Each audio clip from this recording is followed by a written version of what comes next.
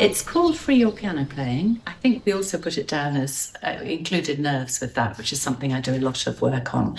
And so basically what I'm doing is I'm seeing each student and seeing each participant, I should say, rather than student, and seeing what they've got that is really inhibiting their playing. And that could be nervous, that could be physical tension, not quite knowing what to do with a technique, a locked thumb or a locked wrist or these sorts of things at the piano, and helping them get a real visceral sense of what they need in order to play this particular music or particular piece. So it's really judging, it's doing what each person needs really, and finding what will help them the best.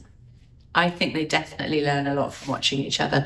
And what I do particularly, and what I do in the talks and masterclasses that I do, which I do lots of around the country, is really work them. As in, I really encourage them to get involved.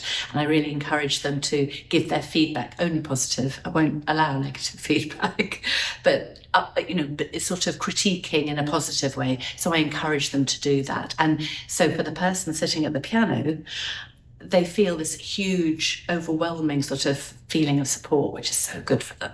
So the group has the potential really to sort of bond and gel. And it's very special for pianists to do that, because pianists are solitary by nature. So to get a bunch of pianists together, all talking about everything piano, is actually really nice. They come out of their own living rooms and they come to a different place, and they have an opportunity to socialise and chat about everything. It is lovely.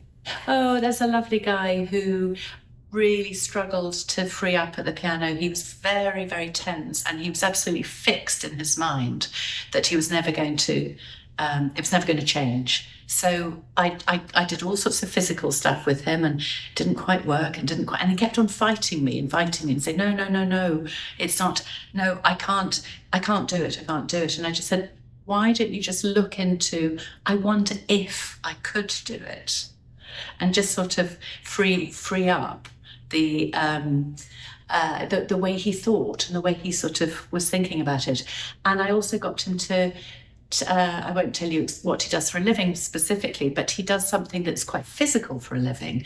And I got him thinking about what does he do for a living, and what are the movements. And suddenly all this free movement came in. I said, right, that on the piano. And there's a sort of a penny dropped. So it's a combination with showing him what he already does and knows how to do, plus opening up his mindset.